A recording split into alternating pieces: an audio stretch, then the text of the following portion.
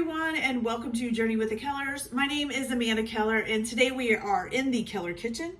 Today we are going to be making something from the unofficial Dollywood cookbook, and today's recipe is fried cheese curds.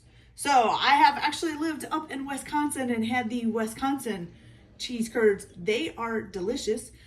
So hopefully these will be just as good. I don't know. All right, so the first thing that you're going to need is 1 pound of cheese curds. So I found these at Walmart. They're just a package of cheese curds. I think it took 3 packages because they're only like 5 ounces each. So you're gonna need 1 pound of cheese curds. Then what you're gonna do is put them in a bowl and let them sit out for about 20 minutes until they start to get a little bit of a sweat on them. There's an airplane going over, sorry if you can hear that. And then once they do that, you are going to take them and add 2 tablespoons of flour on there. Sprinkle that over top of them. And then you're just gonna toss them to kind of coat the flour on, okay? Hopefully they'll be sticky enough. Go, looking good, looking good. Okay, once you get all the flour coated on there, you're gonna go ahead and stick these in the freezer for about 30 minutes, okay? And that will get them so that it's nice and frozen on there. And I guess they kind of want the coating to stay. I would think in 30 minutes, these are gonna freeze up pretty hard, so, okay. All right, so I'm gonna go ahead and put these in the freezer, and then I'll be back when we're ready to make the batter and fry them up. So I'll be back in a little bit. All right, you guys, so now that our cheese curds with our flour tossed on them have frozen for about 30 minutes, now we're gonna make the batter. Before you do that though, you might wanna go ahead and get your oil started to heating up. So, and it says to use about 1 quart of canola oil. I'm using kind of a deeper frying pan, not a whole Dutch oven. And you need to heat it up to 375 degrees. So I'm letting that heat up while I go ahead and get this batter ready, okay? The other thing that you're going to need, you're gonna need 2 large eggs, but you're gonna need to lightly beat these. So I'm gonna go ahead and do that here real quick so they're ready. Okay. And I forgot my whisk here. Nope, that's a new one. There we go. And just lightly beat those. And good, perfect. Okay. All right, so we got that done now. So now your next steps are to make the batter. So you're gonna need 1 cup of all-purpose flour.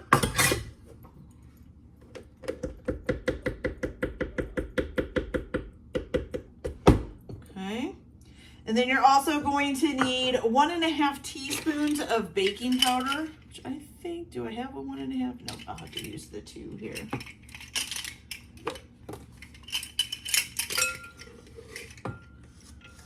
Okay, so 1.5 teaspoons baking powder.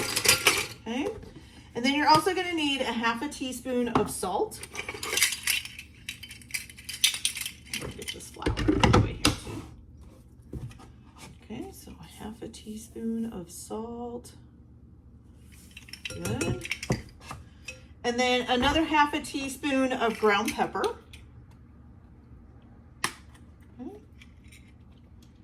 Ooh, a little too much there. There we go. Good. And then 1/4 teaspoon of garlic powder.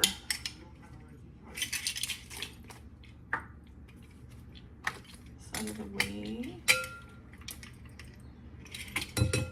Good. Okay, so you're going to go ahead and mix that all together. Oh, if I can get my lid back on there. There we go. So mix that all together.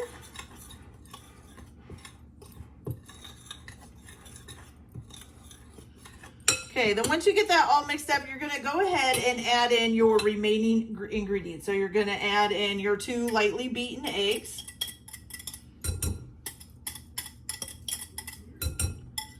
Okay. You're also going to need 1/2 cup of buttermilk.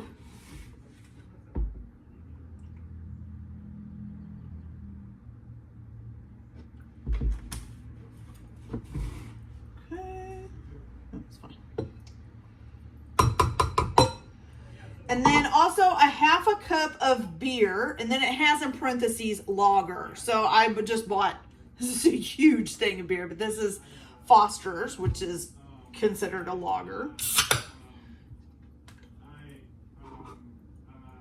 So a half a cup of that. And make sure the foamies go down. Almost there. A little bit more. There we go. Okay. So a half a cup of beer or lager. And you're going to stir that all together.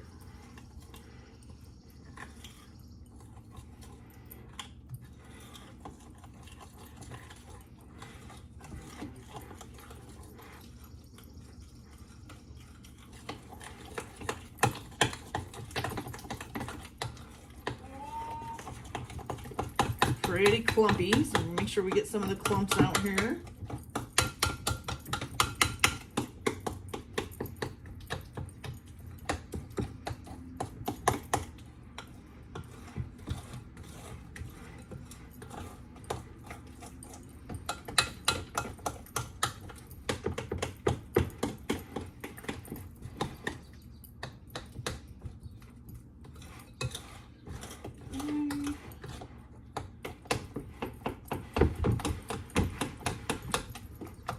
Okay, so then when you're all done, you should have a nice little kind of soupy batter to put them in, okay?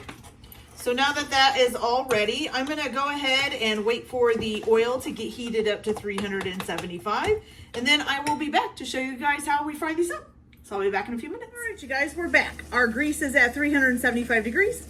I know I look a little wet. I went outside to start the grill to fry my hamburgers up, or to grill my hamburgers, and it's raining. And I found out the grill's out of gas. So now I gotta do them on the stove, but that's okay.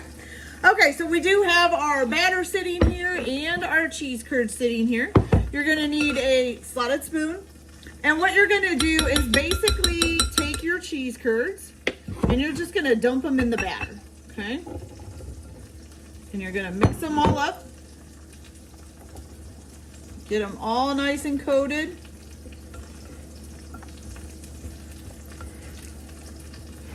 You also are going to want to have like a paper plate with like a paper towel or something on it. Something to drain the cheese curds on when they're done. Okay. I'm trying to get these all coated here. Make sure they're all nice and coated. Okay, there we go. Coated cheese curds, okay? So now you're going to take your slotted spoon. You're going to get some out. Like so. You're going to tap it. Get some of the batter off of them.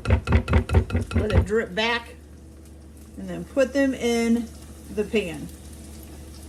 And the only thing is they're kind of sticking together. Okay. You're going to cook them for about 2 minutes. We're getting big clumps of cheese curds. It's just all that batter is not draining out. But that's okay. We have big clumpy cheese curds. We have big clumpy cheese curds. I'm not going to worry about it too much, you guys. My kids will eat it no matter what. And I'm just going to do a little bit at a time here. Make sure that they kind of flip over. Get browned on all sides.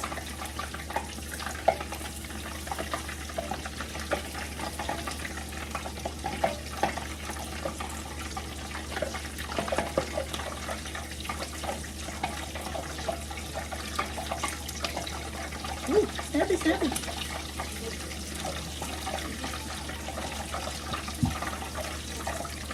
Okay, this one is looking almost done. This one is going to need flipped over.